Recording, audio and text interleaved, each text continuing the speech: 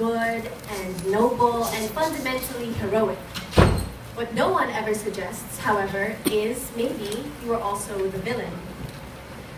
That is what my senior project is about, exploring the dark side to people, specifically to writers, through their writings. And even more specifically, I decided to focus on myself for this project, so myself as a writer. My thesis statement goes, the true identity of the writer, his most primal instincts, his most carnal desires, and his darkest truths can be found in the villains of his story, in the shadow archetypes that have subconsciously manifested in his writings. Now, I chose this project because I've always found that there is something both frightening and compelling about the dark, unexplored regions of the mind and everything that people consider wrong or taboo.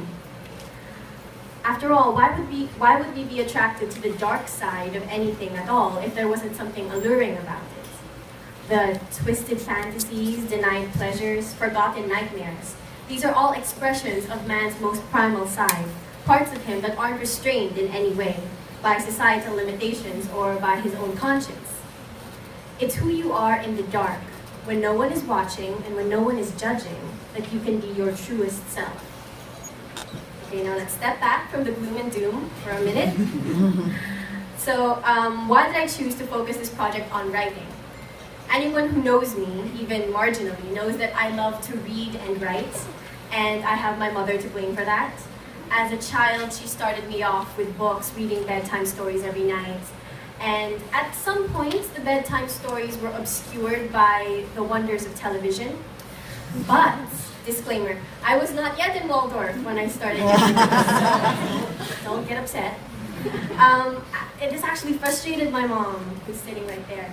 And to fix this, she decided to do something that I think all parents should try. She decided to pay me to start reading books, literally cash money to pay me to read. I think it was somewhere around 500 pesos per book.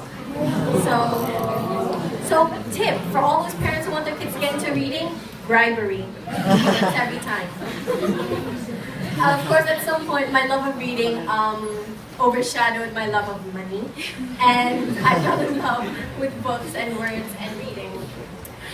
Reading, I think, for everyone can relate to this. Anyone who's ever fallen in love with a book, reading is an escape from the real world.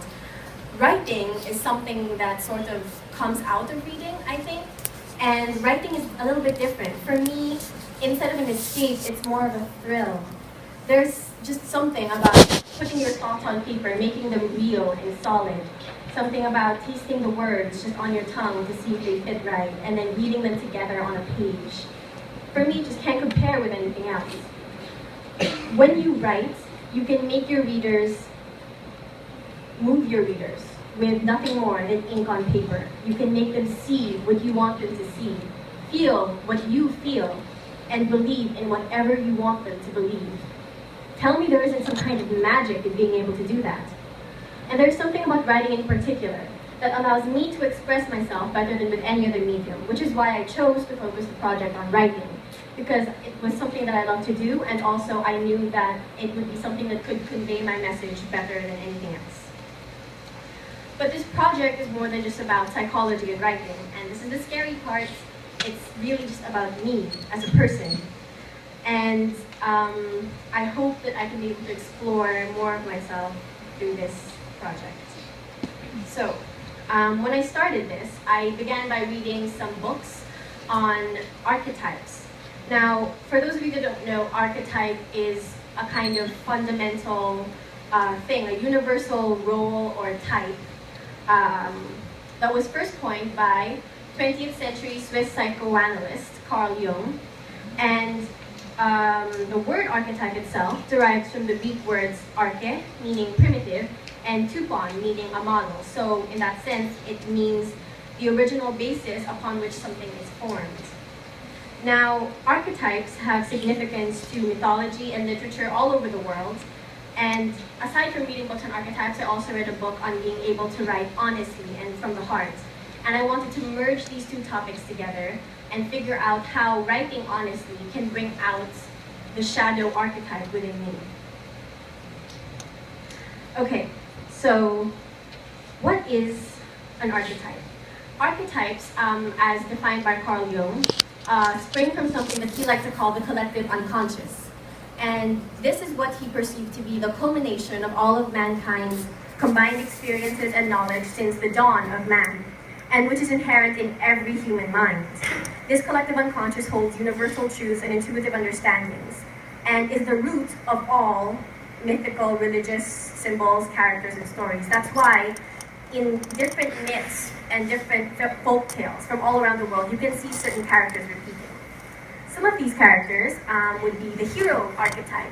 An example of the hero would be Hercules from Greek and Roman mythology, or a more modern example would be Superman. There's no more classic hero than Superman for us today. Other archetypes include the mentor. Now, when I say mentor, I want you to think of Obi-Wan Kenobi or Yoda from Star Wars. There are many archetypes, and another one I can think of is the ally or the sidekick, like Batman's Robin, and the trickster, unpredictable but also sometimes helpful, the trickster, which could be Loki from Norse mythology, for example.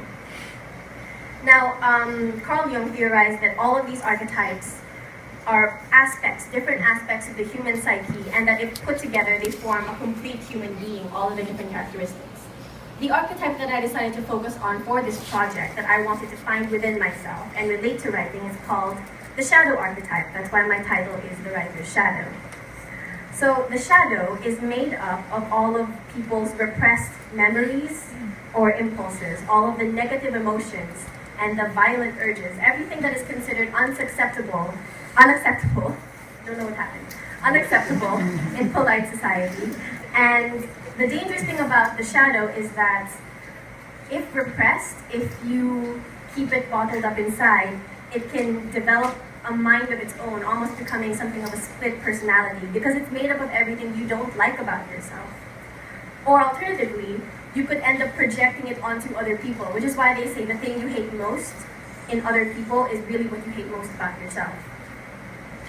So to be able to focus this shadow archetype, I decided to write a series of short stories, and they all focus around one central character whose name is Bonnie. She is my shadow archetype personally. I put every negative thing about myself into her and into these stories. So Bonnie as a character, she's a bit of a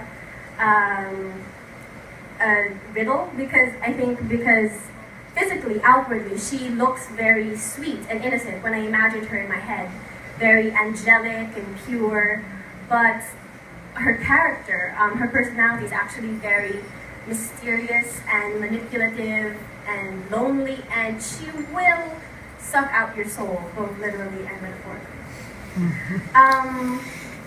So my biggest challenge to overcome in this project was ultimately myself and my fear of the shadow within me. The project was supposed to be about me bringing out the shadow, but I was scared of it, because no one wants to have their dark side exposed. That's why we keep it hidden behind niceties and courtesies. We don't want people seeing into our souls because we're afraid of what they're going to see. And honestly, we're afraid of what we might see. I think I was afraid of maybe finding out who I really was, and the truth is rarely easy or pretty or even simple. I was also really afraid of being judged by others. People might not understand what I was trying to do, and if they read the stories, they might think I'm a serial killer. A little bit. I was able to overcome these fears though when I made the realization, with the help of my family, that no matter how far I strayed into this topic, no matter how dark things got, I would always be accepted and loved by the people who were closest to me, which is my friends and my family, of course. And this in itself was just a huge weight off of my shoulders. Okay, so now to better illustrate the shadow archetype that I'm talking about, I will read to you one of the stories that I wrote for this project.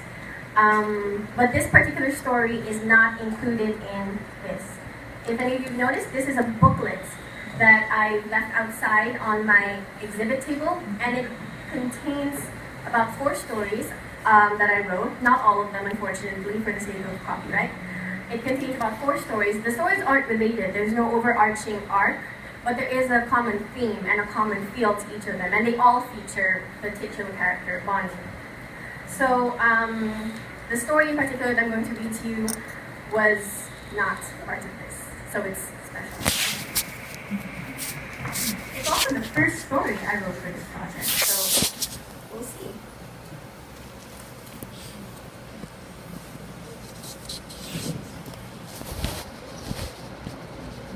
Angel.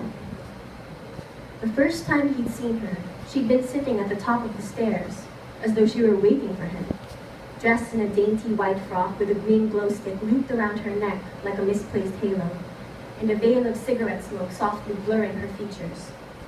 He'd stumbled up, half drunk on a football scholarship in cheap beer, and lamely asked her for her name. She had only looked at him, black eyes wide and blank, hands clenched so tightly in her lap that her knuckles were turning white.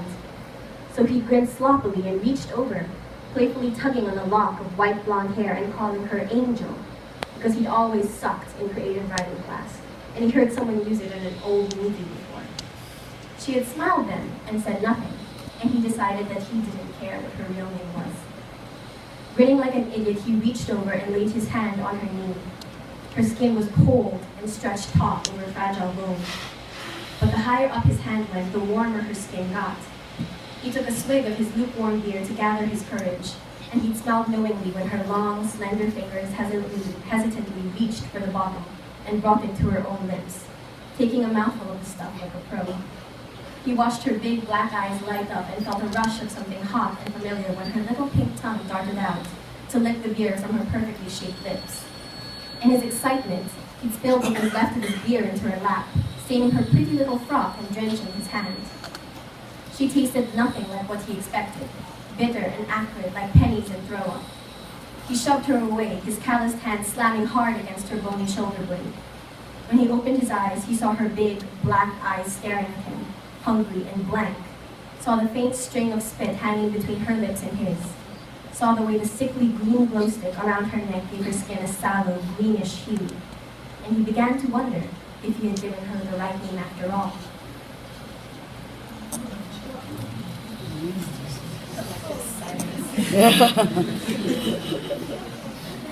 Okay, so again, stepping back from the gloom and doom for a bit. Certain questions I had at the beginning of this topic, I will not try to answer. So one of the questions I had was, is this dark character, is Bonnie really my shadow? And what does having Bonnie as my shadow say about me? In many ways, yes, I think she is. This character reflects not only darker aspects of my personality, but also just really basic things like my insecurities and my doubts. One important aspect about her is her changeable nature. In almost every story I ended up writing for her, she somehow changes herself or molds herself to other people's liking to gain their trust before eventually turning on them in the end, which you can sort of tell in the story I just read out loud. And I think this stems in a way from my own insecurity, especially when I was just entering my teenage years, and I projected that onto the character. This need to latch on to someone, to be like them in order to fit in, and then sort of competitively to afterwards be better than them, actually. She also expresses in some of the stories certain thoughts that I had that I thought were somehow wrong and made me wrong. But I eventually came to terms with how normal some of my thoughts were for other people, especially teenagers who are entering very hormonal and confusing phases. And this helped me realize that I wasn't entirely alone. Okay, second question. What is so appealing and alluring about these dark types of characters? And why is it that these characters are most often villains, or at least anti-heroes? Personally, I find that these dark type of characters offer more because they can be more complex. Certain examples of the shadow archetype include Darth Vader from the Star Wars franchise. You can see that he is similar to the protagonist, Luke Skywalker, in a way. They're both very powerful and they were both drawn to the dark side, but Vader is what happens when you completely lose yourself to it. Or Gollum from Lord of the Rings.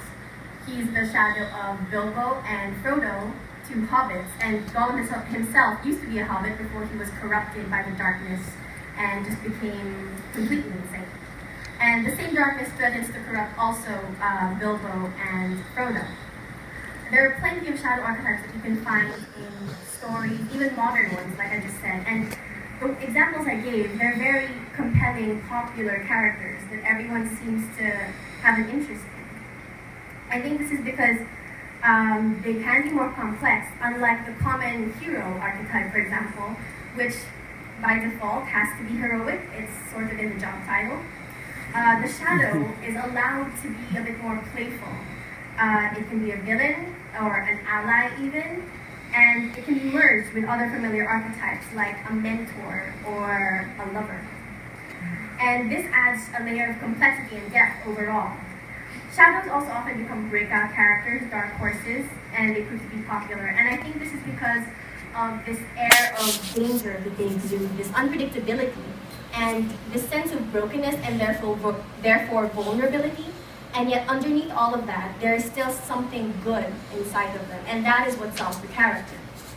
What we love about shadows is actually their flaws. We relate to the fundamental flaws that they have because we can see fragments of ourselves reflected, and we sympathize. If the hero represents the good of humanity and the villain is evil, then the shadow, as the name implies, is more often than not the gray area of the story. I also think that the shadow character is a way to sort of live vicariously through fiction, at least for me personally. The shadow I wrote about, Bonnie, she allowed me to draw from something deep inside of me and express it without fear of the consequences because she's not real. And my final question, what exactly does it mean for someone to write about their own shadow? I believe that everyone does have a shadow. Everyone has this dark side that they don't want other people to see. And the shadow is most commonly expressed through artistic mediums. A painter paints, a composer arranges music, and a writer writes. It's what we do. To express your own shadow through art is simply a way to channel the urges in a healthy, non-violent way, and it allows you to get certain things off of your chest and explore aspects of life that you would otherwise not act out in the real world. Everyone has a shadow. However they choose to express it, or even if they choose to express it at all, is up to them. In the end, I think this project has helped to make me, or I hope it has helped to make me more open and honest, not only with other people, but also with myself. More than anything, it's helped me to realize that this shadow, this dark side, is a part of me. It's not something that I can reject or ignore or run away from. It's part of what makes me who I am, and it's something that everyone has. I know you can all sort of relate to this. The shadow is made up of everything you don't like about yourself, of all the repressed memories that come to you in flashes late at night when you try but you can't get to sleep, all of the mistakes you've ever made, all of the regrets you have. It's every negative emotion bubbling just beneath the surface that you can't show. And you have to understand that these feelings aren't wrong or unnatural. They're perfectly normal. The key is control. And probably one of my biggest realizations in this is that because the shadow is an archetype, that's to say, because it's a nearly universal character found all throughout myth and stories from all around the world, for it to be part of something as all-encompassing as the collective unconscious means that it's something everyone has faced. Because early on the project, I assumed that I was alone in this, that I was a freak for having strange thoughts and weird urges in my head. And this was sort of just very reassuring for me. So I set out to try to see if this character that has been haunting me is truly a reflection of myself, if Bonnie is really my shadow archetype. And as I said, yes, I think she is, which is satisfying because it proves my theory. It gives me a project to present in front of you, lovely people. But it's also very discomforting because it's essentially having to look yourself in the mirror if every good part of you was stripped away and all that was left was insecurities and shame and self-doubt. And once you find your shadow, like I have, you do have a few options of how to deal with it. One, you can go back to ignoring it and denying it and trying to stuff it back down, but this just sort of leads to it festering inside of you until it gnaws away at you from the inside out. Or second option, you can try to fight it, even try to kill it maybe, only to discover really that it's part of you and it cannot die. It always resurfaces just as hungry as ever. You could also try to embrace it and let it overtake you, but you will essentially lose yourself in it. Or, and this is the option that I have chosen, you can try to tame it, a lesson that Waldorf students relearn every year during the Michaelmas celebration. Just as St. Michael tamed the dragon, so should I accept that my shadow is a fundamental part of who I am, and instead of rejecting it or succumbing to it, I should acknowledge it, but at the same time keep a handle on it and prevent it from overriding who I am. This is easier said than done, but recognizing and acknowledging the shadow is the first step. In the future, I hope to be comfortable enough with who I am to be able to reach out to people without fear of my shadow, without fear of how they might react if they saw who I really was or if they saw not so nice things about me. Now that I know that I am not alone, and more importantly, that the most important people in my life will still love and accept me, I can be more myself than I've ever been before. To be free from fear and doubt is to see myself in a whole new light. The shadow will always be there, but I don't have to be afraid of it anymore. I have given myself the chance to open up and let people in and bring the shadow into the light, which was really what this project was about in the end.